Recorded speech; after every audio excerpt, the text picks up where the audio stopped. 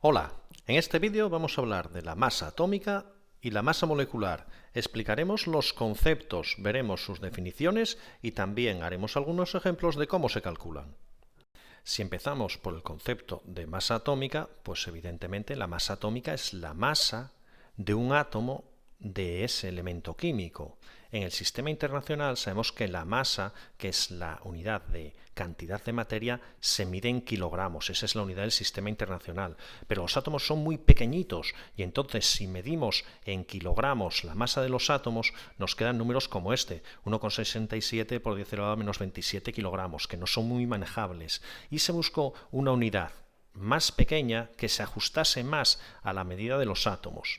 Hay que decir que no se complicaron mucho el nombre para la unidad de medida de la masa de los átomos y la llamaron unidad de masa atómica. Y su abreviatura es la letra U minúscula. Las definiciones de las unidades de medida son muy importantes y entonces la unidad de masa atómica se define como la 12ª parte de la masa de un átomo de carbono 12. Si somos muy estrictos, podemos completar la definición como está aquí diciendo que es la 12ª parte de la masa de un átomo neutro y no enlazado de carbono 12. Pero habitualmente, con lo que habíamos dicho al principio, puede ser suficiente. La UMA tiene esta equivalencia con los kilogramos.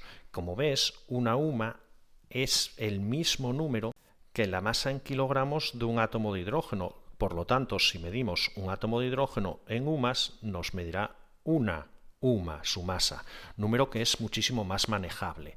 Habría que distinguir que cuando medimos en kilogramos, si fuésemos muy estrictos, a eso se llamaría masa atómica absoluta, y si medimos en UMAs a veces se le llama masa atómica relativa, porque usas una magnitud relativa.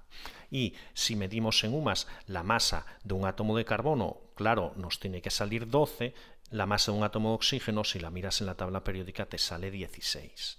Ahora tenemos que hacer una precisión más para ver que no todos los átomos del mismo elemento tienen la misma masa. Existe el concepto de isótopos, que son átomos del mismo elemento que tienen distinta masa. Por eso, cuando vayas a la tabla periódica a mirar la masa atómica de un elemento, puede que no te salga 12 para el carbono, sino que te salga 12,0107 en función de la precisión que tiene la tabla. Esto es la masa atómica media y se refiere a la media de las masas de todos los isótopos del carbono considerando su abundancia en la corteza terrestre.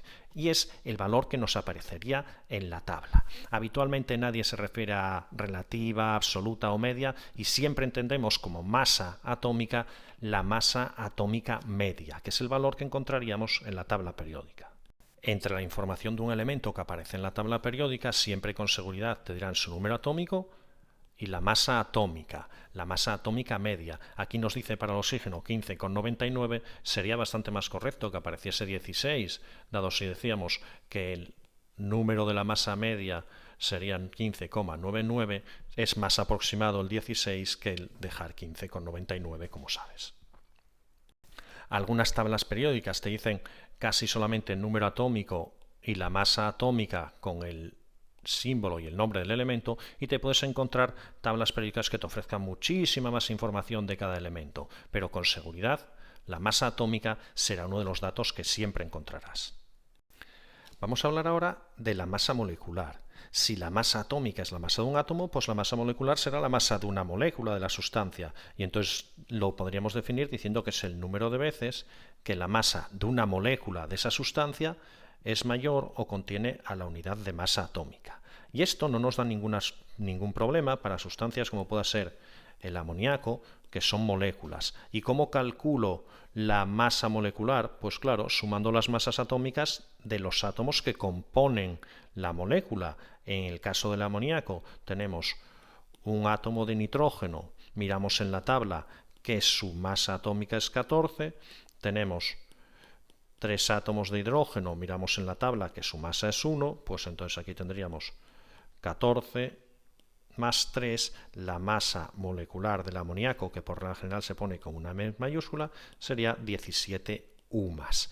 Pero ¿qué ocurre? Que hay sustancias como esta que te pongo aquí el dibujo, el fluoruro de calcio, que no forman moléculas, que son redes cristalinas y cuya fórmula lo que me indica es la proporción relativa de los átomos en la sustancia, que en el fluoruro de calcio hay el doble de átomos de flúor que de calcio. Entonces, por eso, a la hora de decir cómo lo calculamos, decimos que sumamos la masa de los átomos que componen la fórmula más elemental de esa sustancia, dado que aunque no son moléculas, la masa molecular del fluoruro de calcio la calcularíamos igual, diciendo que como hay un átomo de calcio y el calcio tiene de masa atómica 40, me lo dice la tabla periódica, más 2 átomos de flúor y el flúor tiene de masa atómica 19, esto sería 40 más 38, 78 U más la masa molecular del fluoruro de calcio, aunque sabemos que es una sustancia que no tiene moléculas,